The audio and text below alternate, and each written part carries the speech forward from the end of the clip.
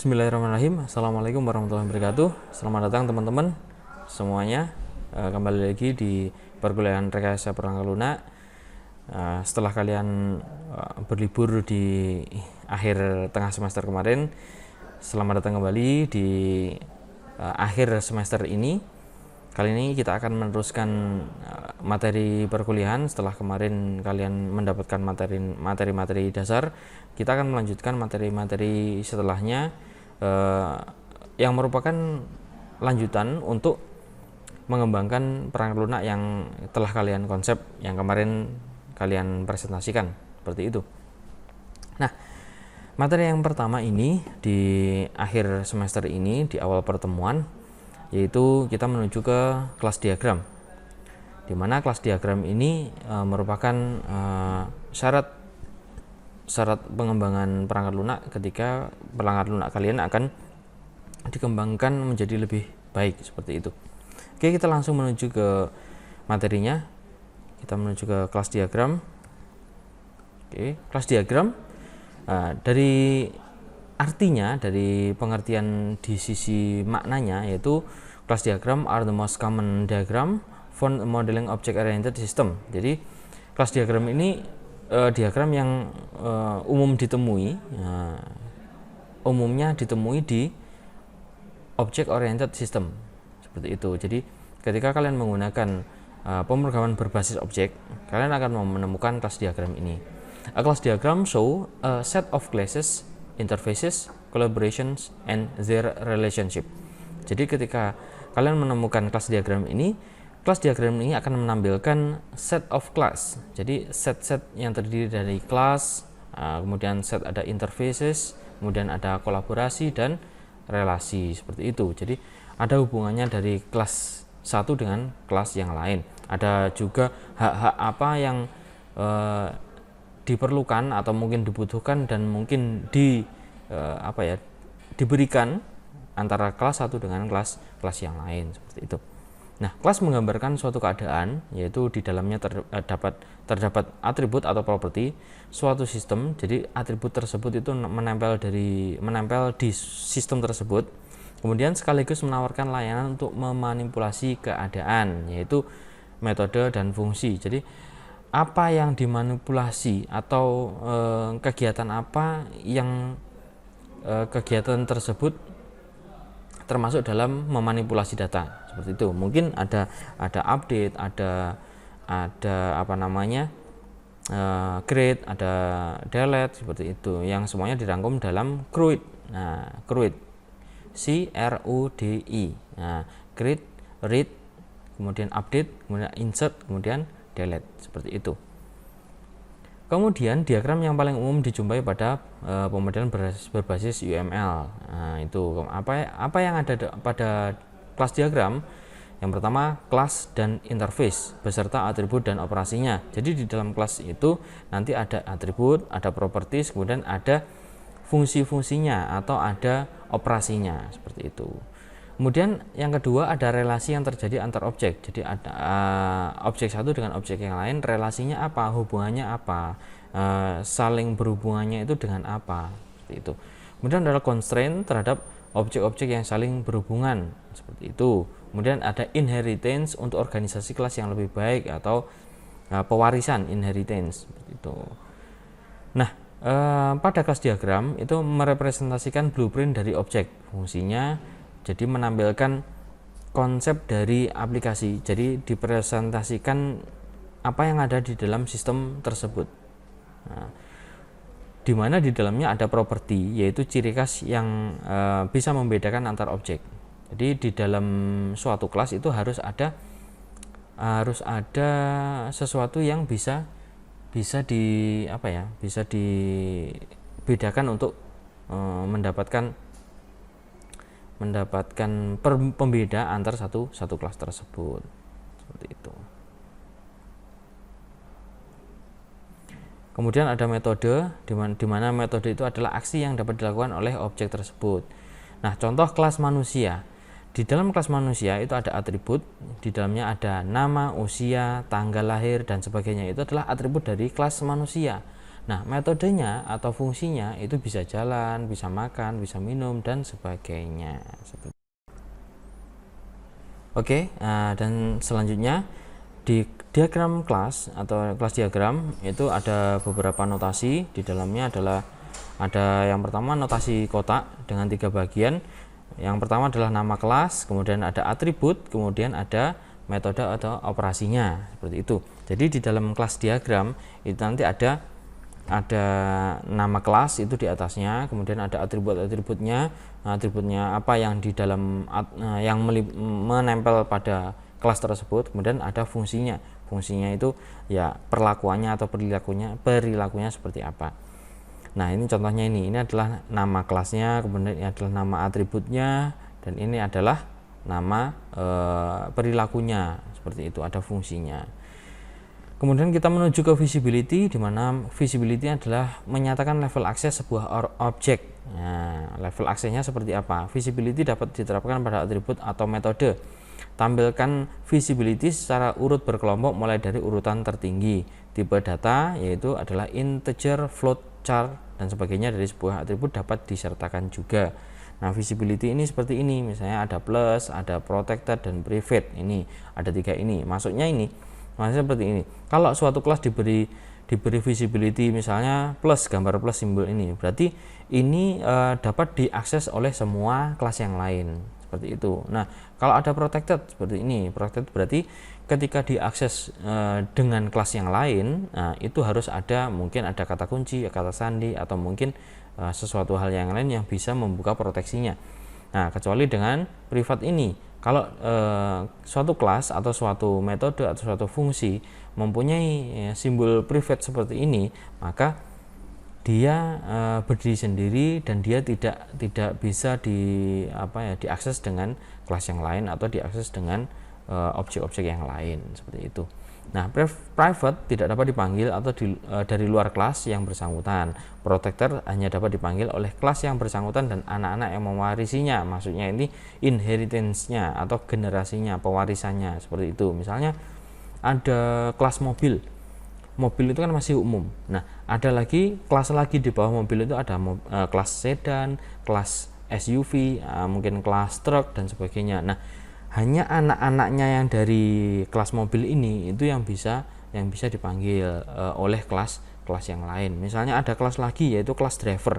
Nah, kelas driver ini bisa memanggil kelas mobil tapi tidak bisa memanggil kelas sedan, seperti itu. Nah, kelas sedan ini itu hanya bisa dipanggil oleh kelas mobilnya. Nah, contohnya seperti ini. Misalnya ini ada kelas mobil. Nah, kemudian kelas mobil ini mempunyai inheritance atau mempunyai pewarisan, ke bawahnya ada kelas sedan, kelas SUV. Kemudian ada kelas pickup. Nah, seperti itu. Kemudian ada kelas lagi di sini. Ada kelas namanya kelas driver, seperti itu. Nah, ketika kelas driver ini memanggil kelas yang ada di sampingnya ini, dia tidak bisa memanggil kelas pickup langsung, itu tidak bisa. Dia harus memanggil di kelas mobil, seperti itu. Kalau sistemnya ini atau sifatnya itu adalah protected. Kelas pickup, kelas sedan, kelas SUV ini hanya bisa dipanggil oleh kelas mobil ini. Nah, maka sifat dari ketiga ini itu adalah protected, seperti itu. Kemudian public dapat dipanggil oleh siapa saja. Ketika sifatnya berubah menjadi public, kelas driver itu bisa langsung memanggil kelas pickup, kelas SUV, dan kelas-kelas yang lain, seperti itu. Nah, ini contohnya seperti ini. Kemudian selanjutnya adalah relationship atau hubungan antar kelas. Di dalam hubungan antar kelas ada beberapa tahap atau beberapa bagian, kemudian akan dipecah menjadi bagian-bagian tertentu. Yang pertama adalah association. Nah, kemudian ada inheritance atau generalization, kemudian ada aggregation, ada composition, dan sebagainya. Nah, ini yang umum digunakan adalah 4 ini: association, inheritance, aggregation, dan composition, seperti itu. Nah, kita menuju ke association dulu. Menggambarkan hubungan antar kelas ditandai dengan garis lurus. Seringkali ditambahkan label atau multiplicity untuk memperjelas hubungan. Contohnya, ada kelas employee atau kelas kerja, kelas pegawai dihubungkan dengan kelas departemen atau kelas departemen ya, tahu departemen. Oke. Nah, ada hubungannya seperti ini. Ini adalah label dan multiplicity. Pada departemen itu ada tulisan 1. Pada kelas pekerja itu ada 1 titik bintang. Artinya 1 titik bintang ini bahwasanya satu departemen atau satu perusahaan bisa memiliki satu atau lebih pekerja, seperti itu. Nah, kalau pada departemen ini berbeda. Para pekerja atau satu orang pekerja itu bisa memiliki maksimal atau hanya bisa memiliki satu perusahaan, seperti itu. Nah, ketika kamu sudah terdaftar di perusahaan tertentu, ya udah, berarti kamu itu hanya bisa mendaftar pada perusahaan tersebut. Kamu tidak bisa mendaftar ke perusahaan yang lain. Berbeda kalau di kelasnya perusahaan, di kelasnya departemen itu atau perusahaan itu bisa memiliki minimal 1 atau lebih perusahaan, seperti itu. Kemudian multiplicity, indikasi beberapa banyak objek yang bisa mengisi properti. 1 itu pasti 1, kemudian 0 atau 1, kemudian bintang itu tidak ada batasan, bisa 0, bisa 1, bisa tak terhingga. Biasanya didefinisikan batas bawah dan atas, kecuali untuk yang pasti bernilai 1. Mirip dengan konsep one to one atau one to many pada relationship database. Sama. Nah, ini 0 atau 1, ini contohnya ya. 0 atau 1, karyawan dengan istri. Karyawan ya, nah, itu bisa tidak memiliki istri, bisa juga memiliki istri. Nah, 0 atau 1, tidak memiliki istri atau istrinya 1, misalnya seperti itu. Nah, kemudian ada hubungan pasti 1, ini hanya 1, itu negara dengan presiden. Nah, kalau bentuk negaranya itu presiden atau republik, pasti memiliki hanya satu presiden. Kemudian 0 atau lebih, karyawan dengan anak. Karyawan itu boleh bisa tidak memiliki anak, atau bisa belum punya anak, atau bisa lebih itu enggak terhingga, terserah dia punya anak berapa, seperti itu hubungannya. Kemudian ada hubungan 1 atau 1 titik bintang atau 1 atau lebih, itu bos dengan bawahan. Bos itu memiliki 1 minimal itu 1, tidak bisa 0, karena kalau nggak punya bawahan dia nggak bisa dibilang bos, seperti itu. Paling nggak dia memiliki 1 atau lebih bawahan. Kemudian ada hanya mungkin N itu lebih dari 1. Karyawan dengan check up. Nah, check up itu mungkin check up kesehatan. Paling enggak dia di karyawan itu dia memiliki berapa kali check up-nya. Kemudian 0 sampai N. Nah, itu N itu lebih dari 1. Itu karyawan dengan SIM. Nah, SIM. Jadi karyawan itu bisa aja dia tidak punya SIM, atau bisa aja dia bisa lebih dari 1 SIM, seperti itu. Kemudian ada 1 sampai N, itu kereta api dengan gerbong. Nah, hubungannya kereta api itu bisa memiliki 1 gerbong atau bisa dia sampai beberapa gerbong, seperti itu. Tapi dia tidak bisa 0 gerbong. Kalau 0 gerbong, nggak punya gerbong, dia bukan kereta api, tapi mungkin hanya lokomotifnya saja, seperti itu. Ini multiplicity. Kemudian inheritance atau generalization. Subclass mewarisi feature dari superclassnya, dinotasikan dengan anak panah mengacu ke superclass. Contohnya, ini ada customer, ada corporate customer, dan personal customer. Jadi generalisasi itu menuju ke atas. Nah, generalisasinya. Nah, jadi customer itu masih umum. Nah, secara khususnya itu ada corporate customer atau customer yang berupa perusahaan, atau customer yang berupa lembaga atau instansi dan sebagainya, ada yang masih hanya mandiri atau mungkin customernya pribadi, seperti itu, personal customer. Misalnya ada pabrik, pabrik itu mengeluarkan barang-barang yang bisa dijual secara corporate atau secara lembaga yang suplainya itu menyuplai suatu perusahaan atau suatu instansi, dan dia juga bisa menyuplai secara customer pribadi. Kemudian aggregation, ini adalah contoh dari has a relationship, dinotasikan dengan diamond kosong. Contohnya seperti ini, klub memiliki banyak anggota. Logikanya seperti ini, klub memiliki banyak anggota. Kemudian orang bisa memiliki makna tersendiri tanpa kehadiran sebuah klub. Jadi tanpa adanya klub itu orang masih klub itu maksudnya komunitas ya. Orang itu tetap orang ya, masih ada wujudnya orang, masih bisa dipanggil orang, seperti itu. Nah, berbeda jika dipisah. Jika dipisah tidak merubah makna. Nah, misalnya seperti ini. Nah, klub person. Nah, klub itu ketika dipisah atau dipisah dari orangnya, itu tetap klub. Maksudnya tetap klub itu ya, misalnya komunitas motor. Ya, meskipun orangnya pergi atau mungkin kemana atau mungkin hilang, tetap ada namanya komunitas motor, seperti itu. Nah, contohnya lagi, sebuah ruangan memiliki meja dan kursi. Tanpa kehadiran ruang, meja kursi bisa tetap ada. Jadi ketika ada ruangan, meja dan kursi, kemudian kalau nggak ada ruangan pun, meja dan kursi itu masih bisa disebut meja dan kursi. Nah, seperti itu. Tanpa meja dan kursi pun, ruangan juga masih tetap disebut dengan ruangan. Nah, seperti ini. Aggregation. Nah, berbeda dengan composition. Kalau composition itu memiliki has a atau contains a relationship. Jadi harus terdiri dari, nah seperti itu. Jadi kalau salah satu komponennya hilang, tidak bisa disebut dengan kelas tersebut.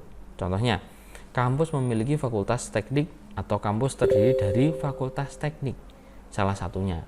Nah, tanpa ada kampus maka tidak ada fakultas teknik. Nah, seperti itu. Nah, tanpa ada fakultas teknik itu juga tidak ada kampus. Misalnya maksudnya gini, maksudnya fakultas teknik, fakultas yang ada di bawahnya. Nah, seperti itu. Ada kampus itu pasti ada fakultas. Nah, fakultas yang lain. Seperti itu. Tak ada kampus maka fakultas teknik juga tidak ada, nggak bisa berdiri sendiri fakultas teknik, seperti itu. Nah, ini adalah composition, komposisi. Jadi komposisi dari kampus itu adalah fakultas teknik, salah satunya. Kalau tidak ada kampus ya nggak bisa ada fakultas teknik, seperti itu. Contoh aggregation dan composition. Nah, jika digabung, nah ini aggregation dan composition. University, departemen atau fakultas, kemudian profesor. Nah, universitas itu memiliki fakultas atau departemen. Nah, departemen itu memiliki members atau orang. Nah, orang itu salah satunya itu adalah profesor. Jadi, universitas itu, fakultas itu harus memiliki atau harus dimiliki salah satu dari kampus atau universitas. Jadi universitas itu satu harus ada, bisa memiliki 0 atau sampai 20 fakultas misalnya. Bisa tidak memiliki fakultas, belum memiliki fakultas, bisa sampai 20 maksimal fakultas. Nah, di dalam suatu departemen atau fakultas, nah itu departemen atau fakultas bisa tidak memiliki member yang yang setingkat profesor atau tak terhingga. Ya, di dalam suatu fakultas itu dia bisa memiliki memiliki profesor atau anggotanya itu profesor, pegawai itu profesor atau dosennya profesor, bisa memiliki profesor tapi tak terhingga, terserah jumlahnya banyak bisa. Nah, profesor sendiri itu 0 sampai 5. Maksudnya 0 sampai 5 ini dengan apa ya istilahnya, kuotanya untuk mengakses ke fakultas itu, dia itu bisa terdaftar di fakultas teknik, fakultas mungkin pendidikan atau fakultas komunikasi dan sebagainya, itu minimal 5, maksudnya minimal 0 atau bisa tidak terdaftar dalam fakultas, bisa maksimal dia terdaftar dalam 5 fakultas seperti itu. Misalnya tanpa adanya fakultas dia masih tetap jadi profesor, maksudnya kan jabatannya menempel di namanya. Nah, kalau dia terdaftar dalam fakultas, maksimal dia terdaftar di 5 fakultas maksimal, itu misalnya. Jadi ini adalah hubungan kolaborasi dari aggregation dan composition. Nah, contohnya seperti ini juga, ada sekolah, ada school, ada departemen, ada instruktur, ada course, ada studentnya, seperti itu. Ini ada atributnya, ini ada perintahnya atau fungsinya, seperti itu. Oke, nah tugas kalian, buatlah 2 kelas diagram dari konsep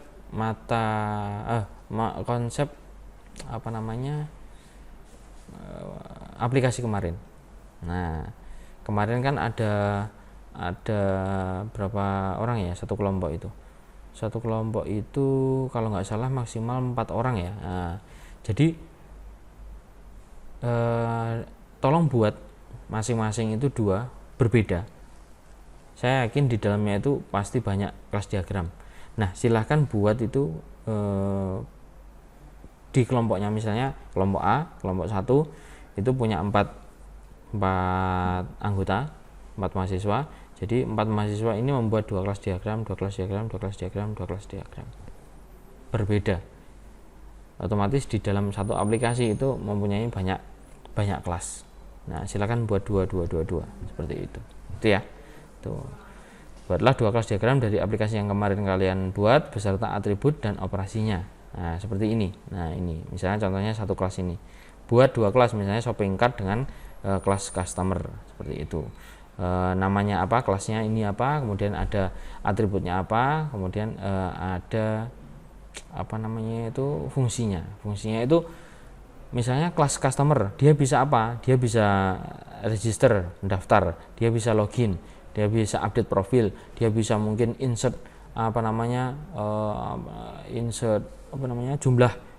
jumlah katalognya. Nah, misalnya seperti itu. Nah, itu oke, itu ya. Juga relasi hubungan antara kelas dengan multiplicity jika ada. Kalau misalnya ada ya silakan ditambahin, kalau tidak ada ya silakan. Oke. Mungkin itu saja yang bisa saya sampaikan pada pertemuan pertama ini di akhir semester ini. Semoga di akhir semester ini kalian lancar dalam kuliahnya, dan nanti saya juga mengharapkan untuk bisa tatap muka, kemudian bisa bisa online bersama, tapi mungkin nanti gimana kondisinya lihat seterusnya aja nantinya. Kalau memang ada dan ada waktu, nanti bolehlah sesekali untuk conference atau mungkin tatap muka. Oke, baik, itu saja yang bisa saya sampaikan pada pertemuan kali ini. Kurang lebihnya mohon maaf. Aku lupa saya juga mohon maaf, mumpung masih di Syawal. Mohon maaf lahir dan batin, maafkan segala kesalahan saya, mungkin di pertemuan kemarin masih ada kesalahan. Oke, itu saja yang saya sampaikan. Assalamualaikum warahmatullahi wabarakatuh.